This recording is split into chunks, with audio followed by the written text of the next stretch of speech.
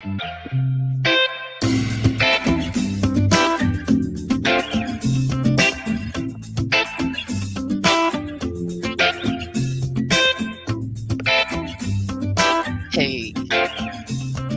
hey.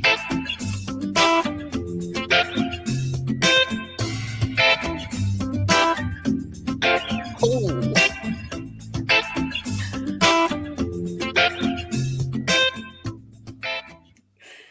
I get so busy dancing, I forget how to pull the music down. I was here without you last week. I said, no, this is the part she gets stuck at. I was stuck. It's okay. It's using two parts of your brain, right? Your Mhm. dancing brain, your creative brain, and your tech brain. And I like to stay in my creative dancing brain. Mm, So I'm curious to ask our guest today because she's, got yeah. both those brains too, I how wonder that which works. side is her favorite. Right? Yeah. How are you today, my friend? I'm grateful. Grateful to be here. These episode numbers keep astounding me. 147. Right? Yes. Yes. What about you?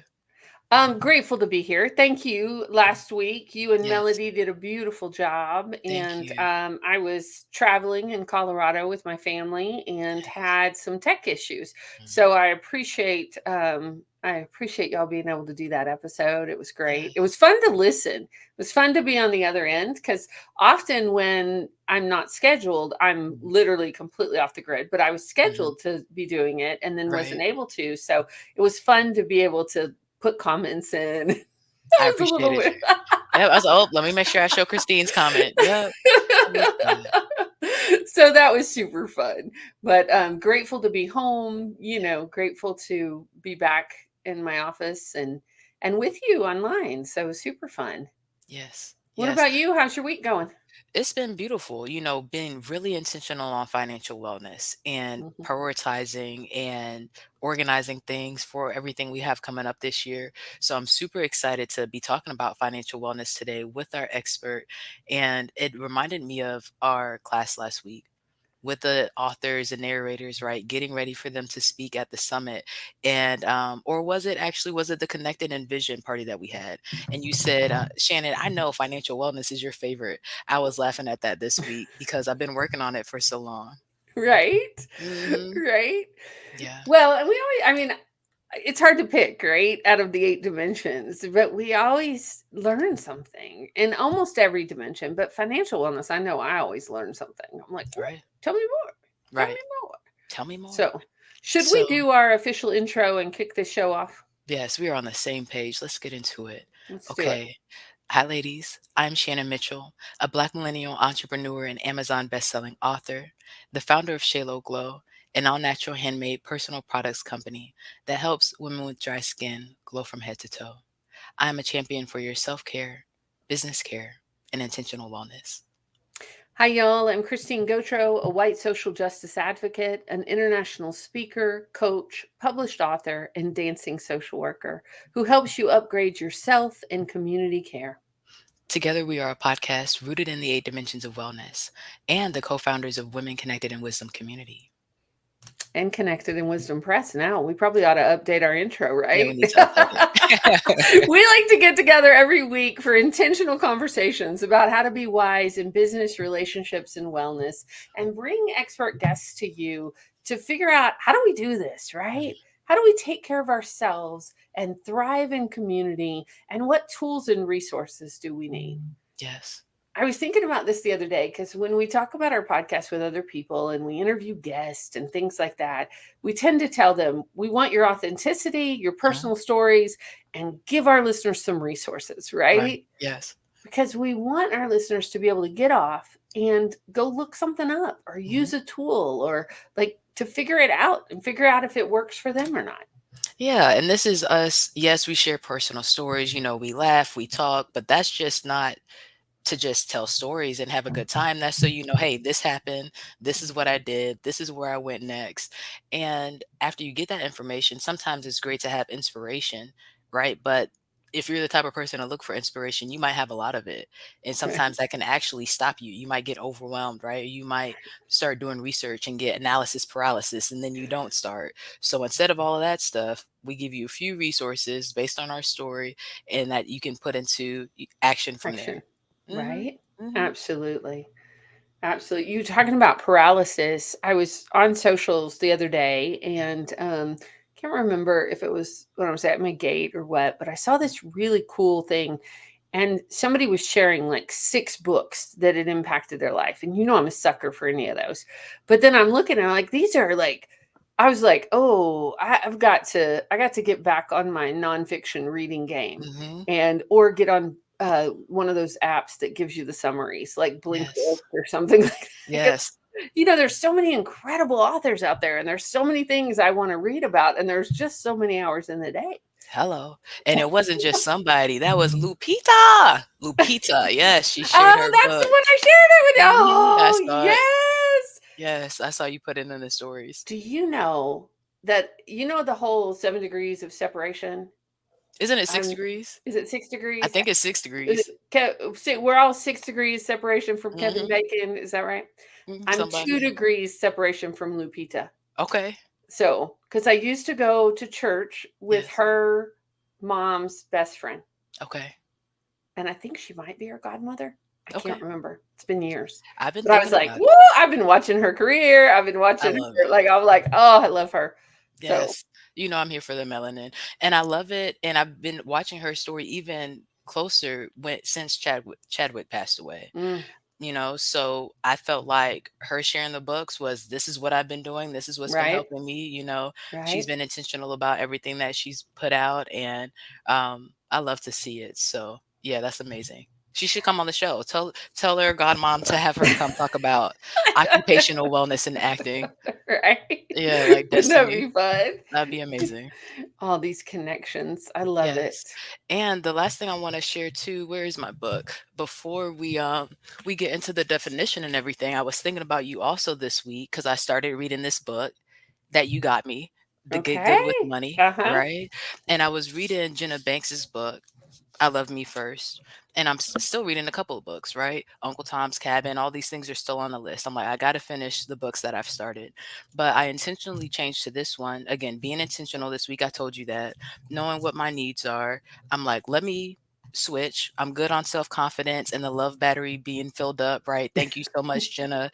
The boundaries are strong and persistent, but the good with money, we need to build it on this level that we're at. So sometimes, guys, we talk about the resources. It's okay to switch. If you were using one and you're like, you know what, this is more priority, go ahead and switch so you can be effective with the time that you're at. And the book will be there. The resource will be there when you get good with whatever you need help with right now. That's awesome. Yes. Thank you for making sure I have the resources. Yeah, I was like, "I got her that," and then You it took did. a year or more, like, I was like and then I was like, "Oh, I wanted to read that book when you were done." That's good. I'm glad you told me. This one and B 2.0. I still have it. I'm going to read them. Alright, we've had a few other things going on, right? Right? Alright, what we're talking about financial wellness today, so you Yes. okay if I go ahead and give our listeners the definition? Absolutely. So, the Women Connected in Wisdom definition of financial wellness is an intentional approach to your relationship with money as a tool. It includes stability with current finances, increasing positive financial behaviors like budgeting, reducing debt, saving, and investing. Financial wellness incorporates knowledge and skills that helps to change behavior, reduce financial stress, and creation of a strategic financial plan to reach desired financial goals. Boom. Yes. So, and I know that we started doing this. What in the definition stands out for you right now where you are in 2024? I think the last line of the creation of a strategic financial plan to Mhm, reach desired financial goals. mhm, Because I don't think that's a one and done, right? I mhm. think that as your life changes, as your um, where you are, right? Big transitions. I've been going through a lot of big transitions in my life. Like, I'm Yes. not everyday parenting anymore. My kids are out of the house, but that means I've got two kids in college and Mhm. one's currently studying abroad. So my goal was, I didn't have the goal that I was going to um the Netherlands a year ago. But now I Right. have the goal I'm going, and so that directly translates to a financial goal, right? Mhm. So I think about that. I think about how that shifts as different things in our lives shift. And yeah. What about you? Yes, same thing, especially with the intentional approach. I laughed because I just said that, and I know we made these definitions, so we go through this a lot, right? But I've been thinking about what I want to talk to the high schoolers about next month when I go for Women's History Month.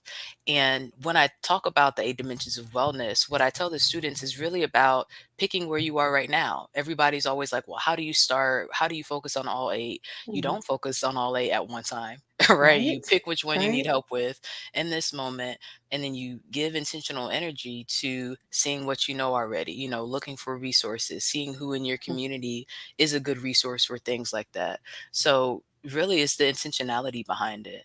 And outside of that, I would say too, we always talk about maintaining wellness, right? We talked about me coming into the businesses and my goals for that. Now, how many months is it? 14 months later, we've published another book. We're about to do another virtual summit, and we have different goals for where we are. So, Mhm. setting the next 3 to 5 years up Mhm. from here is completely different than where I was 14 months ago. So, exciting stuff. Yeah, when you say that, I think about like the only constant is change, Mhm. right? And I think about for my own self sometimes, like I've thought, oh, okay, this is my goal, my long-term goal, and then I forget to go back and look at it, right?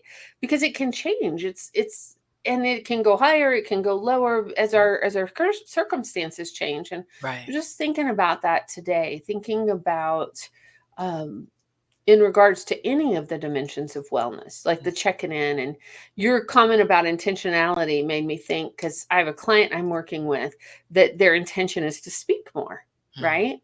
So we're really having some strategies around that. And it's amazing if you put just an hour a week or an hour intentionally on one topic, Mhm. like what a difference that can make. As we know, like you can build a business, you Right. can have two books.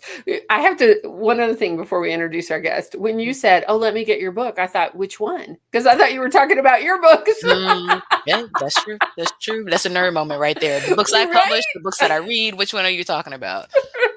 Okay, I like it. Which is fun, right? Yes, Super fun. yes. So I Mm, would love for you to introduce our guest and get her up here, because yes. we have been waiting on this conversation for a couple of months. Yeah, we have. And this guest is a mover and a shaker and someone who is doing big things in Yes, Atlanta. So, yes. Okay, guys. So today, again, we're talking about financial wellness, and our expert guest is Laura Gibson-Lamothe. Did I say that right? Beautiful. Okay, I see you. I see you. So, Laura Gibson-Lamothe serves as executive director of the Georgia Fintech Academy, a diverse talent development initiative within the university system of Georgia. In this role, her mission is to help cultivate and develop future fintech talent. She is responsible for the strategic growth of the program across the 26 universities within the system. Georgia Fintech Academy offers a fintech curriculum aligned with the industry, experiential learning opportunities, and hosts events/career fairs throughout the year. Currently, over 5,500 students have come through the program, and 1,800 have been placed in fintech full-time jobs. Over 18 years, Laura has held various roles with enterprise leadership responsibility in the financial services, banking, and fintech sectors. She joined the Fintech Academy from Prodaviti. Prodaviti? Did I say that right? Thank you. I see you. She joined the Fintech Academy from Prodaviti, a global consulting firm focused on the finance industry, where she was associate director of the firm's technology consulting practice. Previously, Laura was director of U.S. operations, driving commercial and delivery initiatives for FutureSpace, a UK-based firm specializing in fraud and financial crime detection and management. Earlier in her career, Laura held technology and operation roles at Ally Bank, where she spent 10 years implementing new products and services, including a co-brand credit card product. She previously worked for Wells Fargo and Bank of America, leading enterprise release events and managing various M&A related transition initiatives. In addition to her technology and operational expertise in banking and financial technology, Laura has deep experience in diversity, equity, and inclusion leadership initiatives. She serves on the board of directors of Paytech Women, formerly WNet, and was a member of the 2021 cohort of Money 2020's Rise Up, a program focused on empowering inclusivity and leadership. Her focus has been and continues to be laser focused on providing mentorship, sharing resources, and playing the role of connector across the industry. Help us welcome to the stage Laura Gibson-Lamothe. Hi, Laura. Woohoo! You guys for having me, and sorry, Shannon, for sharing with you my long version of It's my okay. bio. Yeah, It's We so, and actually had a really in-depth conversation about this today, we did Laura, because it was a long version and we would normally shut it down. Like we would normally shorten shorten it it. down, yeah, right? We wouldn't yep, shut down your voice. We would shorten it just for, Mhm. but we were like, it is Black History Month. Black History Month. It is, I'm seeing all the stories as we do all year because Black history is all year long, not just in the month of February. yeah. But so many Black women's voices saying our voices are not being heard, Hmm. our the depth and breadth of our experience is not being acknowledged. And Mhm. so Shannon and I really we had this whole conversation prepping for today's show. I'm like, we're reading the whole thing. Yep. Yeah, Like we're giving you all your props, all your flowers. love it. You are an incredible human being, Thank you. and the work that you're doing in the world is needs to be recognized. So thank you. No, I appreciate that. I think a lot of times there's, women in the industry or outside that don't take the opportunity to give themselves props and acknowledge what they have overcome. And I think it adds credibility to this conversation in regards to financial wellness. So I appreciate you guys having me here today, and I'm really Yes. excited to get into the topic. Yes. Right? Absolutely. So we've been talking about Georgia State, the universities, and everything that you have the opportunity to do for a minute now, right? Yeah. When you think about financial wellness, what comes up for you right now? Well, so obviously the connection with financial technology and fintech, since that is, primarily where I spent most of my professional journey and career, Yes. foundationally, there's an aspect of financial awareness, which I think resonates when you think about financial wellness. All the things that you guys highlighted, introducing and teeing up the conversation today really resonates with me because fintech, financial technology in its essence, um, is technology that is enabling the way we interact with money. So how we transact, and how we are saving to how we are managing payments, all of that transitions into the technology capabilities that are facilitating that as a mechanism. And so from a financial wellness perspective, I think foundationally there's an aspect of financial literacy and an understanding of some of the terminologies that we use, some of the best practices, all enabling that financial wellness component, which is basically essentially how do you manage your money, and how do you get out of the pattern that I had grown up, which was witnessing my family members live paycheck to paycheck and struggle to get by. And I leverage financial technology, fintech, to break the mold. From a career perspective, it gave me a launch pad for opportunities to obviously grow and develop myself, my skills, and earn more money. But at the same time, parallel, I had to think about my financial wellness. And it started off with financial literacy, educating myself, equipping myself with the knowledge to be able to set myself up for success going forward. So I'm not underneath that same tremendous pressure and stress that I witnessed growing up. Absolutely. I hear where you're coming from. Yeah. So, as you were working on your literacy and using these different tools and technology to your advantage, what do you feel like was maybe your biggest aha moment or the biggest piece of technology that helped you make the difference for yourself? Yeah, it's funny because you mentioned the text and I wrote it down, but get good with money, and Yes. I have that one as well. And I think she called herself a budgetnista. Yes. And essentially pieces of that resonated with me. I personally, people might call me crazy, but I live by spreadsheets. I always have. Like as a Okay. kid, like as soon as I got introduced into Excel, I love spreadsheets. I use them Yeah. for personal vacations, for everything. Mm. And essentially, getting exposed to managing and budgeting in Excel was like my gateway into financial, wellness. It essentially was saying to myself, hey, let's get organized. Let's at least identify what all is out there. What Mhm. monies do I have coming in and what's going out? And Yes. where can I, identify efficiencies within my budget? Where can I be mindful? How can I set a budget so I'm not spending and overspending in certain areas?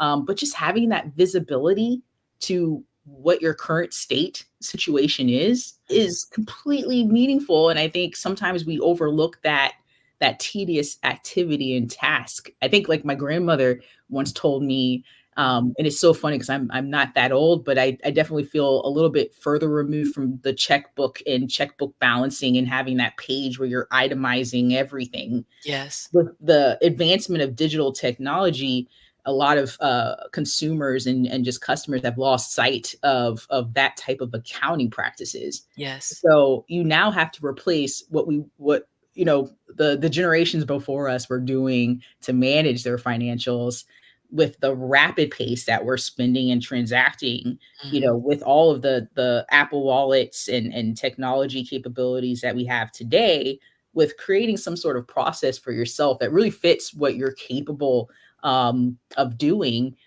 in the timeline that makes sense for you, but coming up with that process and how you can set that framework going forward for yourself individually.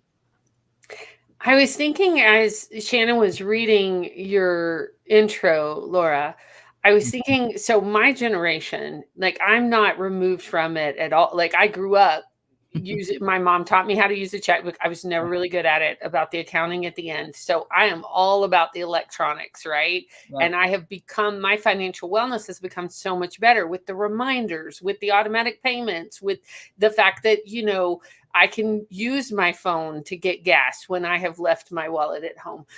There's all different things that Yep. until I met you and until we met and had lunch that day, like I really didn't understand because I didn't grow up with it, right?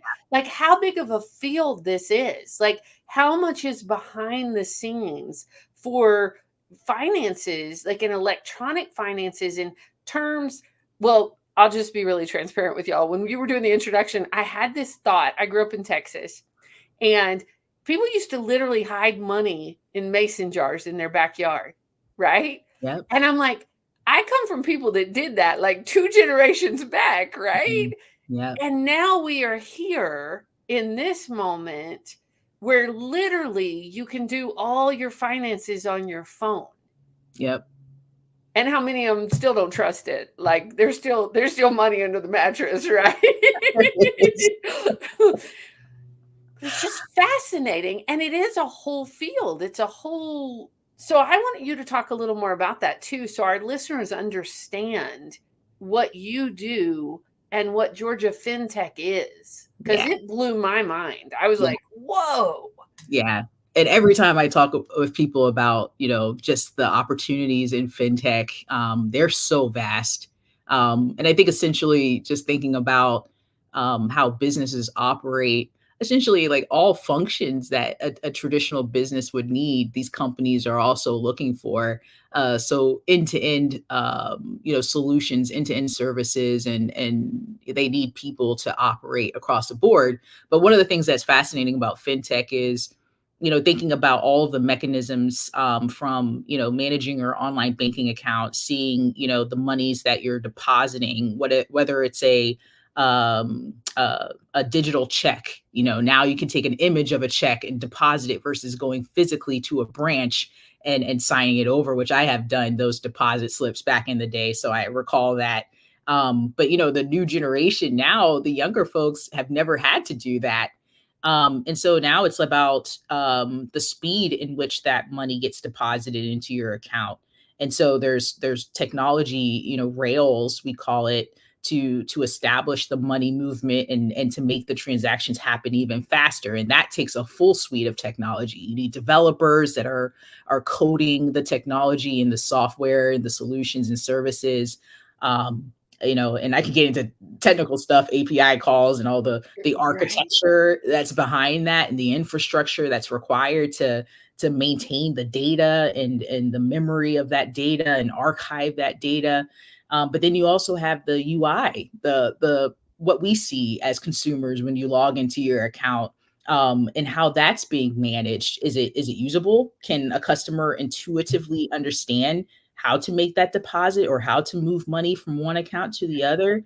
And so all of those pieces are, I think, at the surface level, when we talk about fintech, that's fintech, but then there's also fraud prevention. And I spent some time in fraud risk management. As the industry continues to evolve with these new capabilities and the speed of which they're deploying them, fraudsters are back there trying to identify loopholes and ways to get money. We talked about AI and the advancement with AI, and you hear on Instagram like deep fakes and people that are masking and replicating voices off of like other posts and leveraging that to hack into accounts. And so there's teams of people that are thinking about sophisticated solutions to circumvent or to prevent those fraudsters from gaining access to accounts. And so there's so much variety in this space, and I think the opportunities are so vast. One thing that I'm really excited about with the academy is, we're providing the education, so helping students identify, what pathway, they would align with to enter into the industry, and providing that exposure to students who might not have had that exposure otherwise. But then it's also layering the fact that there is the opportunities are limitless. From what I said earlier when I talked about like loving spreadsheets, my gateway into fintech was the fact that I loved that. I loved project management. I love telling people what to do. Yeah, I love achieving goals. I'm a hoorah cheerleader, bring people together, Right. get them all marching to the same deliverable and the same beat on the drum type mentality. And that resonated with me. I didn't know that looked like project management. I didn't know that looked like, fintech or financial industry and services, but it was mentors that guided me in that direction.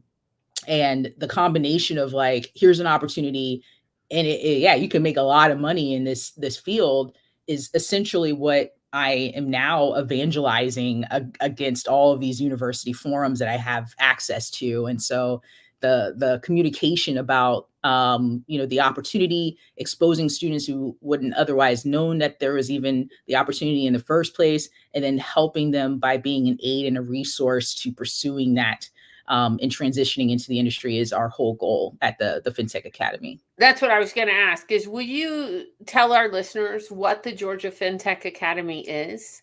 Yes. So we are a USG, University System of Georgia, initiative collaborating with the 26 institutions, public-facing institutions across the university system to offer this program via a full set of curriculum. We have some students that are getting a certificate in fintech, some are majoring and minoring in fintech, and we even have a master's degree program that launched about a year ago. And so we've seen a lot of success in the way that we're facilitating this across the university system, but it's not just the curriculum and the education. It's the network and the connectivity into the industry. And so we are, constantly doing events, almost twice a night each week during each semester, where we have industry leaders come in and speak to students about various topics, emerging trends in the industry, things that really complement what we do in the classroom from a curriculum perspective. And then it also gives them a chance to meet with the company's recruiting function. So it's like, here's a little bit about the company culture, things you wouldn't know by just researching online or looking at their website. Here's, the internships and the timing for applying to internships. Here's, full job placement opportunities and opportunities to connect and network with their organizations. And so that particularly facilitates growing and kickstarting their network. These are young students and students who are adults that are continuing education. So there are a variety of backgrounds and ages and demographics, and diversity is a big element for us in the state of Georgia. We have such a great mix. I mean, the university system has, I believe, over 350,000 students across the state of Georgia. And a large percentile is a great mix of diversity. And so we focus not only on our reach and spreading all of these opportunities that we've created, in addition to the speaker series and the career fairs, and we also have a podcast as well. But all of these formats we're spreading across, but also focusing on the diversity component as well, because that's essential. And I know we'll talk about diversity. For me, diversity is particularly important. And it's funny when you're talking about earlier, reading through my, credentials and my bio. For me, I had been in so many situations where I was the only woman of color, or the only woman, period, in the room, especially in banking and in technology, in particular as a function. It's definitely more male, centric and focused. And so for me to be able to kind of give back in a way of influencing from a diversity perspective is extremely important. And we've been able to successfully do that through the academy. And so that's the one thing that I'm like, I always keep that at the end because I'm the most excited about it and passionate about it, but it's super essential to what we do. It's not just, evangelizing on behalf of fintech and getting students the opportunity, but it's also making sure that we also promote diversity and give those opportunities across the board. I love that. We have mentioned this statistic on this show before, but it was within my lifetime because it was in 1974 that women were allowed to get a credit card on their own without their husband's signature. And when you think about that, when you think about what you're talking about and the diversity of getting women into this field and being the people making the decisions versus when I was 4 years old, but before I was 4, I mean, I was under 4, so I probably couldn't have had my own credit card anyways, but you know what I mean? Like, that's not too far away, y'all. Not at all. Not at all. Now, before we get too far away, Shannon, you probably have a question, but I have kind of a silly question, but it's kind of a tongue-in-cheek question, Laura, because you are an expert in this field. Mm-hmm. I always want to know why banks can take money out of our accounts in seconds, but it takes 3 days to redeposit it. Can somebody figure out how to fix that part? It's funny because the Federal Reserve launched this initiative called FedNow. It's instant payments, and we talk about like just the rapid pace of, or really keeping up with the customer expectation for being able to move money. And it's always been a hurdle. It's funny because back in my day, starting off in my fintech career, everything was run on like a batch scheduled day in. So you took the customer's money out. They may not see anything by end of day. We would have to wait for that batch data set to load. And then the next day you might see the transaction actually show that it came out of your account. But all of these processes are moving faster and faster. I think from a bank accounting perspective, it's like you're moving this money. We're accounting for taking it, but it might take 3 to 5, days to actually process that transaction. That bit is what's evolving. And there's been a lot of efforts, across the board from, payment processors to banking and financial institutions to expedite that process of that money movement. And so you see a lot of that. It is funny because applications that we all might be familiar with, like PayPal offers, at a cost, you could see that money, go into that account instantly, or you can wait 3 to 4 business days for that to get into an account. So the mechanisms are there. It's just the adoption and some underlying technology needs to catch up to get there. Thank you. I knew I wasn't the only one with that question. No. Great answer. And Lord forbid you're trying to move money from, one account, that's a meaty sum, right? Because now it's like there's additional review processes from an operations perspective. They got to make sure it's there to clear. then they have to confirm, with the bank. It's still very piecemeal and very manual. And so I think in the next, 5 to 10 years, that Mhm. process across the board, like everyone will catch up in the industry, and it will be a lot more fluid as far as money movement goes. Mm. And But you it's got to so think about, there's risk amazing, to it too, right? Because like, right? once that money goes, it's gone. And I've Right. seen, wire fraud. Like people who are making a down payment on a house, like we're talking large sums of money. Mhm. The fraudsters can get in between that wire transfer, Mm. and when that money is gone, they can't get it back. And so sometimes the slowness of the process allows for the due diligence and allows for the verification, but speeding that up takes away a lot of it. So the risk kind of resides on the financial institution.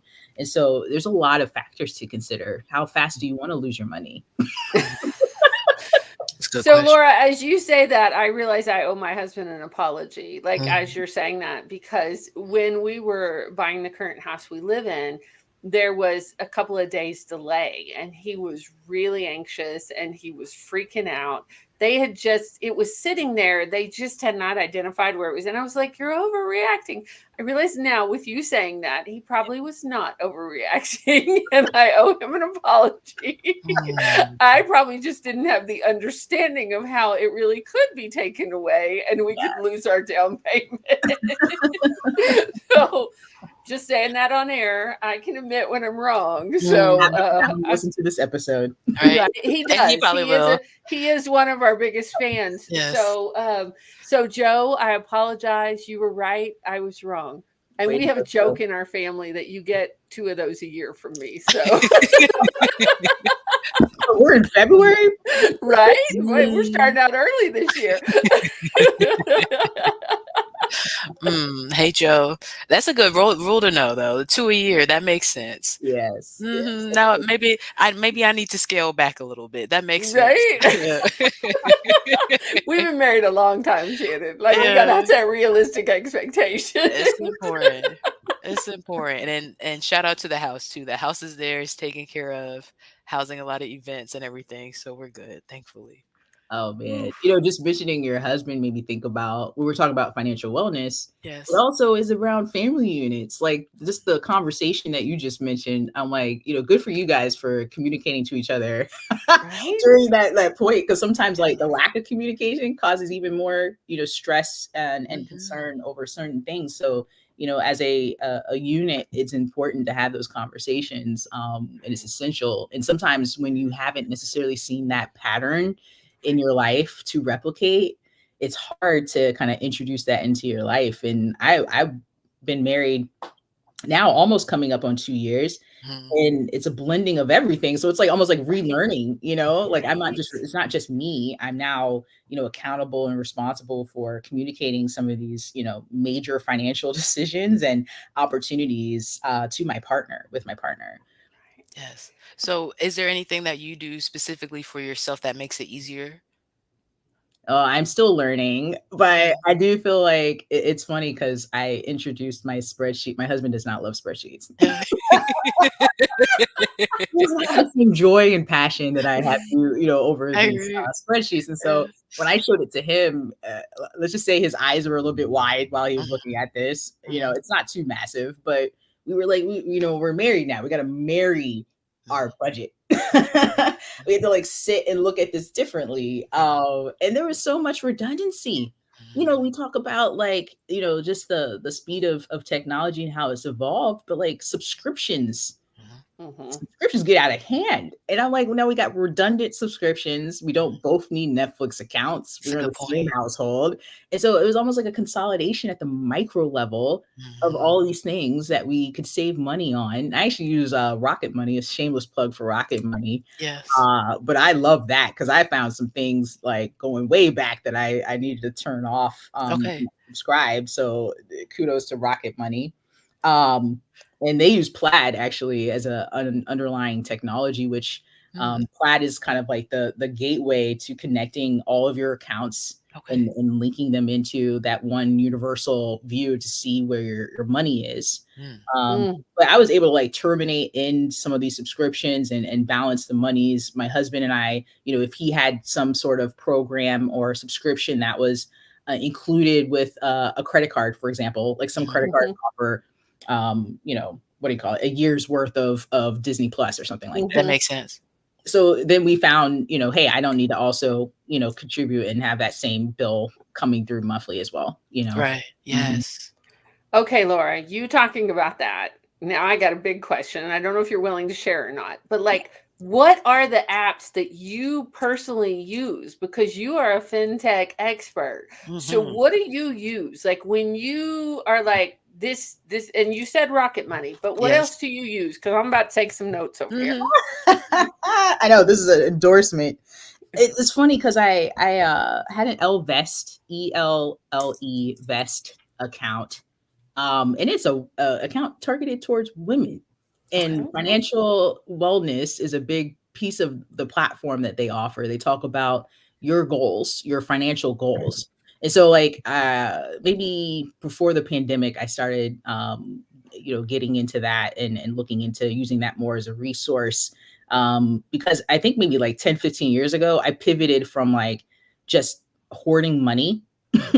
I wanted to build my savings. It was all about building savings.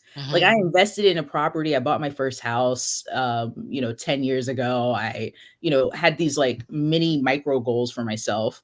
I started focusing on retirement. And then I'm like, I need to put more than just what the company matches. So good Mhm. there. But Good then I'm job. like, how do I invest? Yes. Investments is like huge. And I Mhm. think a lot of women tend to, not have as much of a risk appetite when it comes to Mhm. investing, but there are Mhm. safe ways to invest. There are ways to educate yourself so that you're comfortable investing.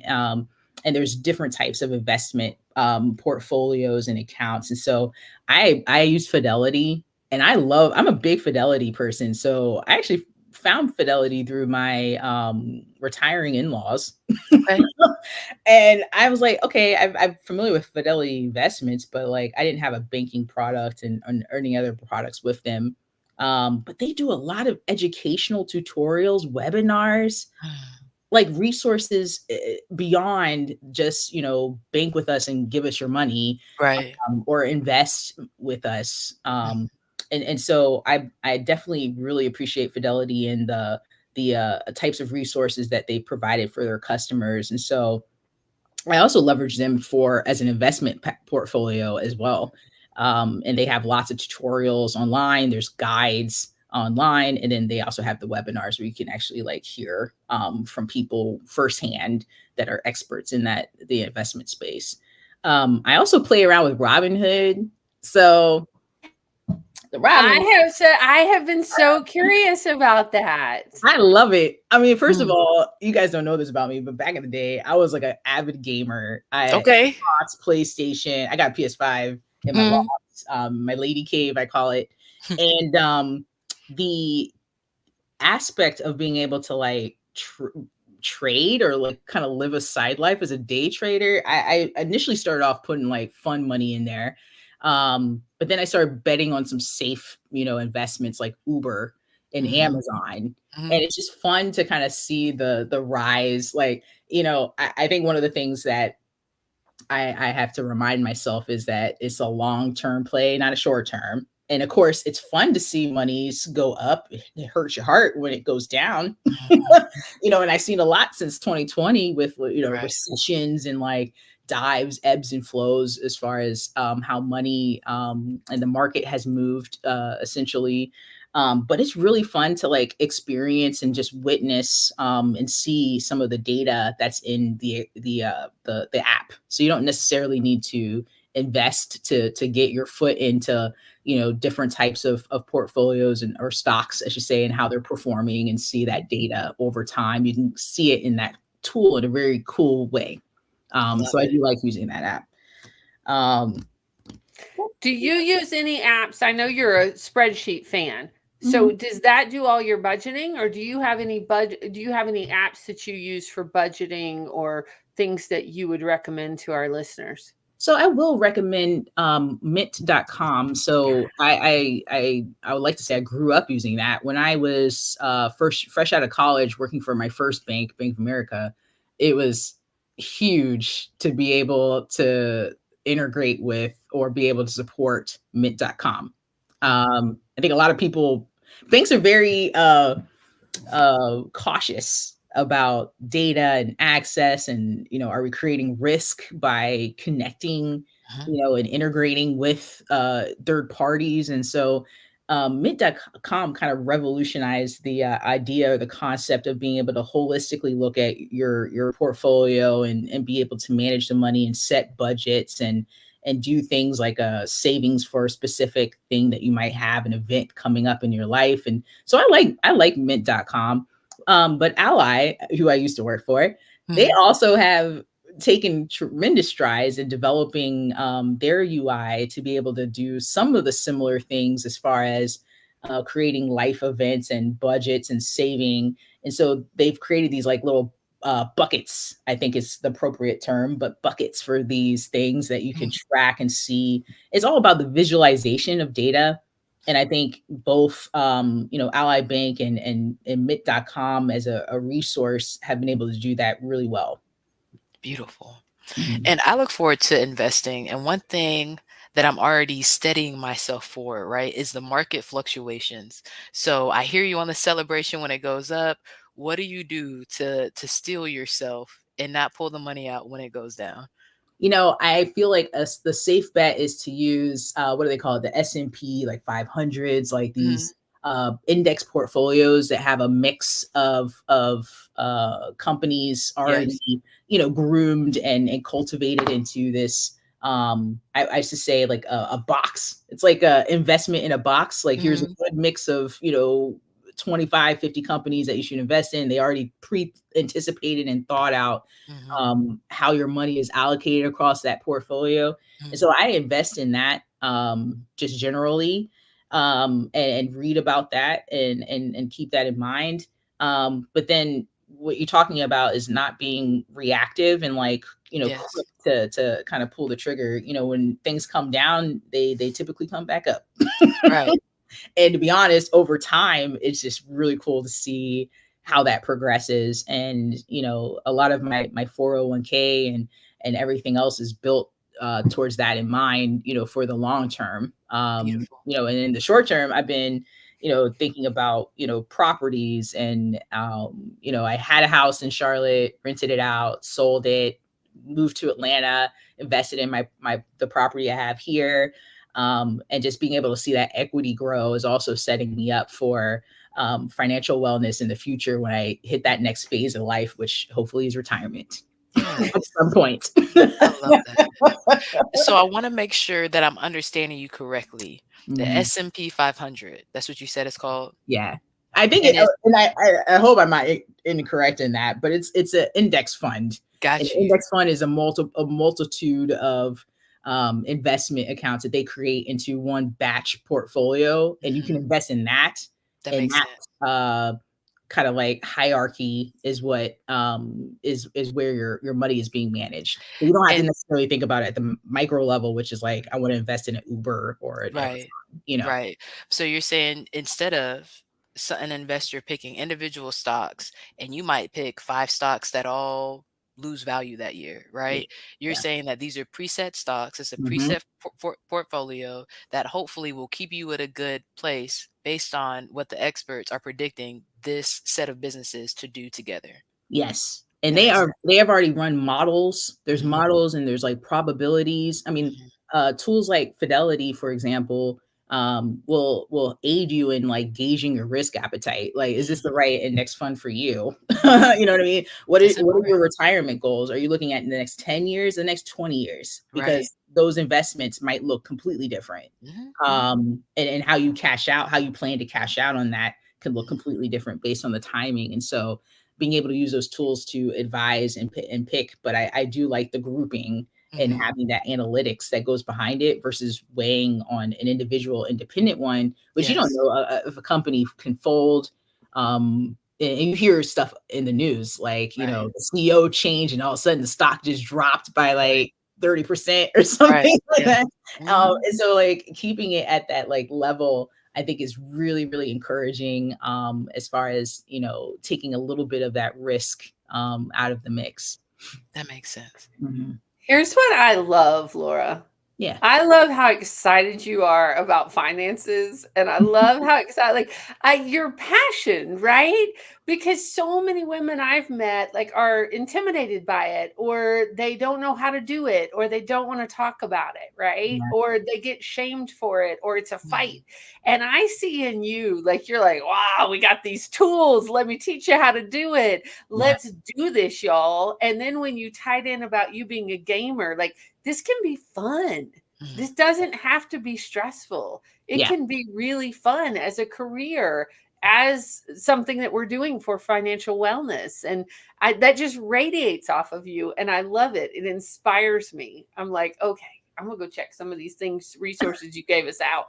Yes. I'm glad you said that, 'cause I definitely feel like as a woman, I feel the most secure and independent when I have a good grasp over my money. And over time, I've come to appreciate that has been a mechanism that has empowered me to make decisions, that have downstream financial, ramifications.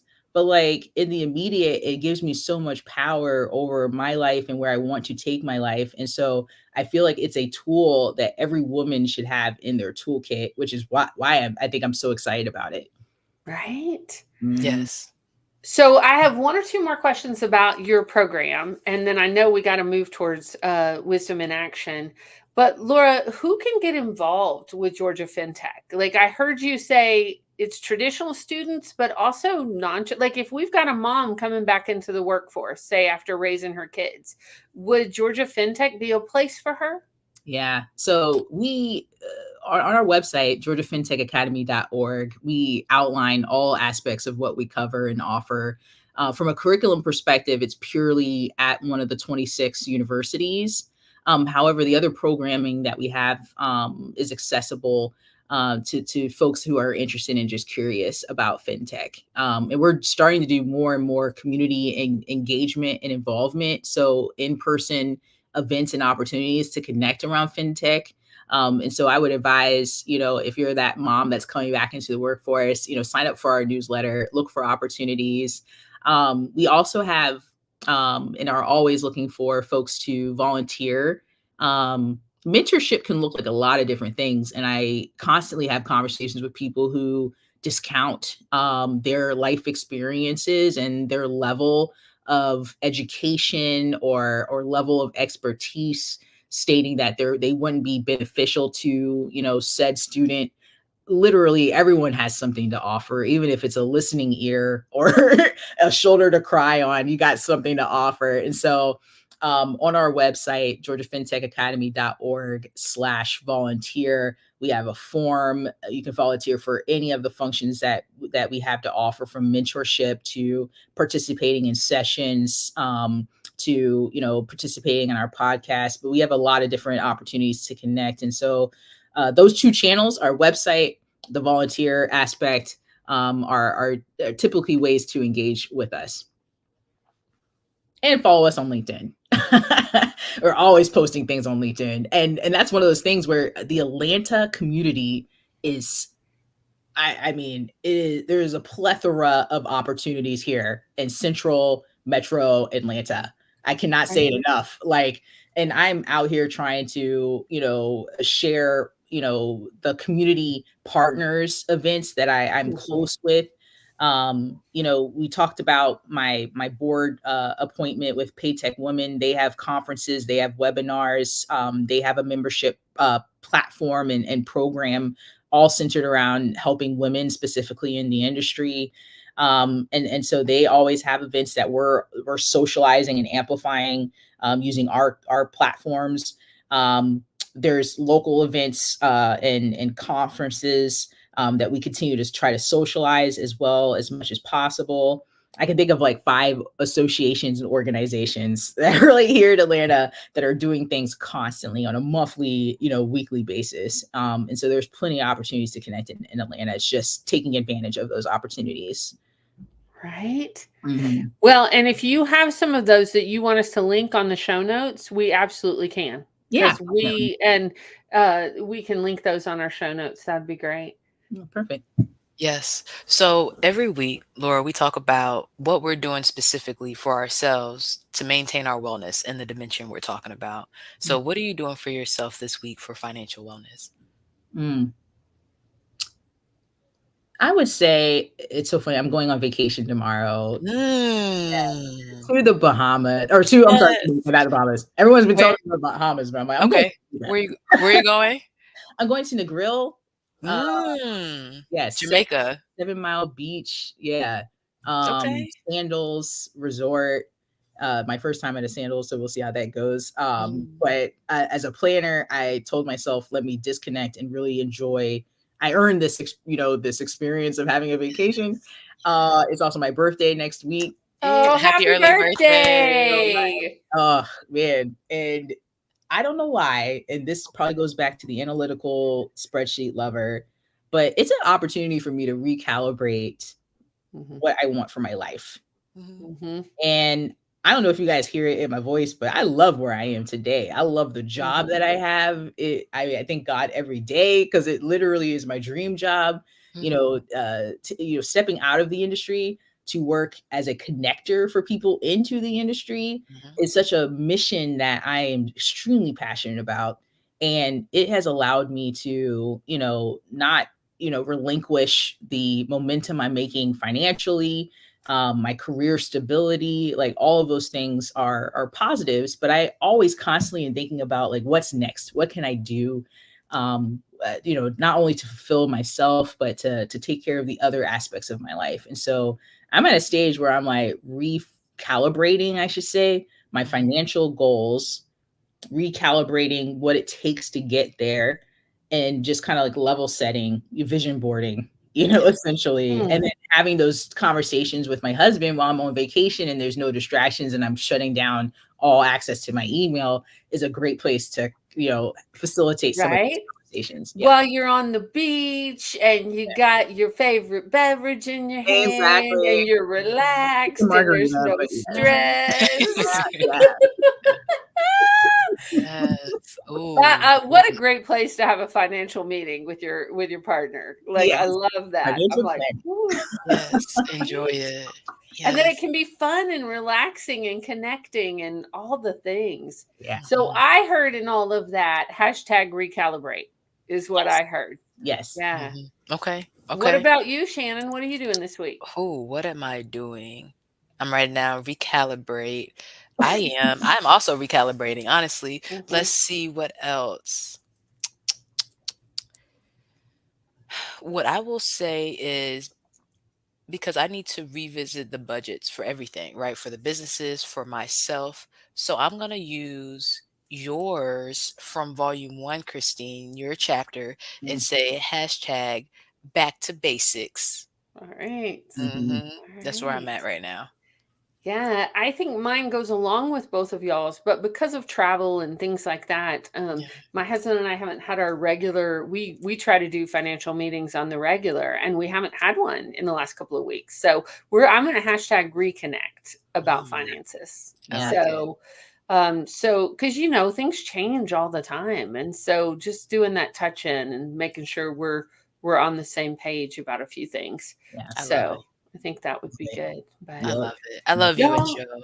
Oh, thank you. Thank you. I'm pretty proud of us too. But yeah, I am, Laura, this has been the most, I'm going to be really honest. It has been the most fun I've ever had talking about financial wellness. I love all the resources. And we've had a lot of great guests in this topic. But this is the one, and I wrote about it in chapter 1 on volume 1 about like when you're not raised to talk about finances, when it's not your comfort zone, it can be really intimidating. It can be. And so your passion is just so inspiring to me. I'm like, all right, I'm back in it. what are my current apps? What am I doing? You know, it's about that time of year for taxes, like all Mhm. the things. I'm like, all right, we got this. We We got got this. this, Yeah. right? Yes, we got this. I Oh man, love don't that. get me started on taxes. Right. Is that a Yeah. good don't Do get me you started or do you have an I app? mean, it just Do you have an app, or what is your I don't really fintech that I you don't really have use? an app for that, but I love just following. Like, social media is such a complex tool. It could be, there's pros and cons. Right. But I'm just curious about just how people manage their money, and how, there's loopholes, and maybe different ways, pathways from a tax, incentives type perspective. Mhm, Um, I know a lot of folks who have businesses, LLCs, and they're filing out of state, or they're doing different creative things that mhm, I've never. And it's funny because a lot of those conversations, to your point earlier, is generational. Like, there's these tips that people hand, generation to generation within their family unit. mhm. And growing up where money was not plentiful, we weren't talking about how creatively we're filing our taxes. We're just talking Right. about getting it done and not getting penalized. Right. Yes. So I'm like, there's a whole world of I want to say maybe financial equity. Mm, Mm, Like, how do you get folks that are in situations where they're desperate, mhm, to just make a living, to make ends meet, mhm, to get to the point where they're not there. They're now in a path where they've been able to create a sustainable lifestyle. And then beyond that, the next level is like generational wealth, which mhm, we could talk about that another time. But like, the generational wealth aspect, which is what I feel like the FinTech Academy, in the end, that is our social responsibility, is to help these young people navigate their educational careers, become working professionals, but then care for them beyond that, and create that pattern where they're breaking the cycle of having that constraint in their life. And now they're thinking about, like I'm doing, which is opening, bonds, and CDs and other types of accounts for my niece who's 6 years old, mhm. so that Aw. she's got monies, you know what I mean, when she graduates from high school, and maybe she can, make a decision around, going to college, or pursuing a different path, because she's already set up for success. Credit, how credit works. And Right. I was 20 when my grandmother put me as a authorized user on an account, and that really transformed my credit. Like, now I had a credit history, and I'm Mhm. like, Right. people know this stuff, but it's not, there's no, textbook that, is being passed Right. down in these family units. It's just the social awareness of that. Well, and I would go as far to say people know this stuff, and a lot of times that people who do know that stuff don't share on purpose. Yeah. And I think we're starting to change some of that, with technology, with the fact that it can't be hidden anymore, and with conversations like this. Okay, yeah, check this out or do this. And you do have access, but sometimes the rules are so unwritten, or the rules are so out there. I follow Robert Reich, who used to be the labor secretary, Mm, and I follow him, and he was talking about how, you know, especially when there's the myth and the thing around finances in this country, right? yeah. And that the top one percenters literally get a tax break. There's a yacht tax, right? Yeah. Like, we got folks who are paying, like folks in poverty that are paying 35-40% on taxes. Yeah. And it's just that thing about how our system has been set up, and being able to understand it, because it's complicated. I mean, anybody that's filed taxes knows how complicated our system is. Yeah. And it's like, and it was set up to keep certain people in power and with wealth, and certain people out. So I think as we start to look at this and talk about this, I think it's important. I think it's an important conversation, Yeah. to understand it. And like you said at the very top of the show, like, financial wellness is equal to financial literacy. And figuring that piece out, I think, is crucial. So Ooh, thank can I you. put a shameless plug for Absolutely. FIS, literally spelled FIS, financialliteracy.com. They have a young adult and adult financial literacy tool that is open to the public. You don't have to pay for it. They have tons of modules. They've gamified and made it look, fun and creative. But resources like that is what I feel like it takes to move the needle. And we're looking at integrating that within what we do at the academy, like creating a badge for students, incentivizing them to take this financial literacy journey as a prerequisite before we talk about like banking 101. Like, why go there without having Right. the foundation and the framework and understanding of, terminology and financial literacy acumen. And you said it was fls.com? FIS. FIS. Mm-hmm. Okay. Okay, very cool. Thank you for that. Yes, thank you. Oh, I hate to end this conversation, I but we're know. over time and it's so good. Thank you, Laura. Thank you for taking the time. We know how busy you are. Yes. Thank you for making space for us, especially right before your vacation and Mhm. your birthday. Happy I'm looking birthday. forward to this. So I Right? thank you so much. I will be having a margarita for you both. Yes. Oh, thank you. Thank And you. just Spicy looking watermelon. at the ocean and I'm from Texas, and so I'm pretty standard. Like, I like it just original, fresh Mhm. ingredients. Yep. Mhm. It's Best important. tequila you can get. Oh. Yes. Okay, wait. Now is it happy hour? I think it's past that time. It is. It's past that time. It is dinner time now. Thank you so much for being our guest today, Laura. And we look forward to connecting with you when you get back from your vacation. And Mhm. just thank you for what you're doing for the students of Georgia and Yes. all the information and your passion around this topic. We really appreciate you.